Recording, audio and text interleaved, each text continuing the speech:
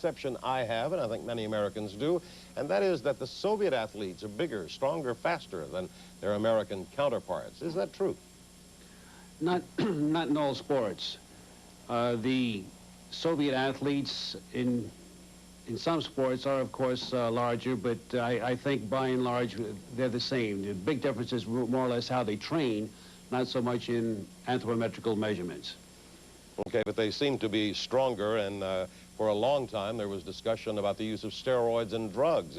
Is that still prevalent in the Soviet Union? No, they're beyond the use of steroids.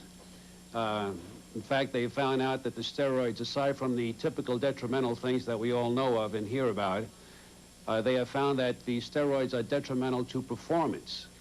Because they are so effective in increases in strength, the ligaments and tendons can't keep up with the increases. And because of this, they are more susceptible to injury.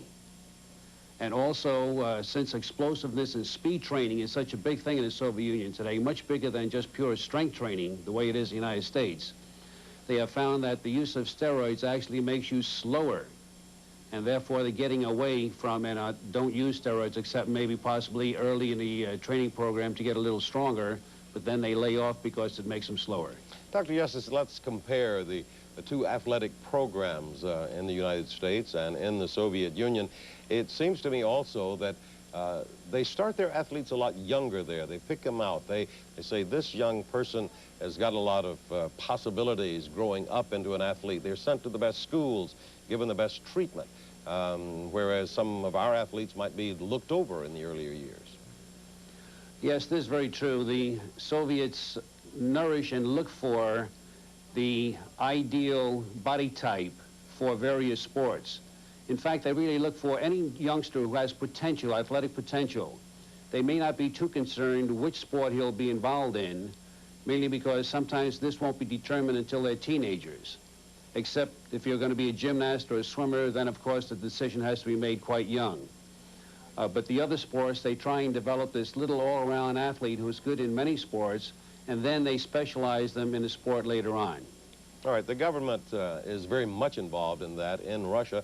Do you think our government should be involved at an early age here and in helping to pick out and train what could be possible Olympic contenders later on in later years? Well, I don't think we need so much government intervention as we do just getting more of the universities and possibly establishing some sports academies or sports centers here in the United States. Places where we can train youngsters. We can establish sports schools. There's nothing... Are you talking about pre-college level, high school level? Oh, yes. I'm talking even below high school level. Okay. Maybe in junior high years when they're approximately 7, 8, 9, 10 years of age, we could have specialized elementary schools where we have all of these youngsters all in one place, and we can have some of the best coaches and scientists and doctors assembled that can work with them. So we don't need a massive infusion of money. All we need is a little bit of restructuring of what we already have. So you think we should be adopting then some of the Soviet techniques to help improve America's competitive chances? Yes, definitely. And the main reason for this is that I believe, as the Soviets do, that every youngster should have a chance to develop his potential, regardless of the sport or activity they're in. If you find someone who, let's say, has a possibility of being a genius in mathematics, he should be given that opportunity to become great in mathematics. Or if it be in music, let it be in music. And if it's sports, why not develop the talent that that individual has in sport? Okay, we're talking about some things we should be doing right. Doctor, what are we doing wrong now in training our athletes? Well, for one thing, we don't have a system of training.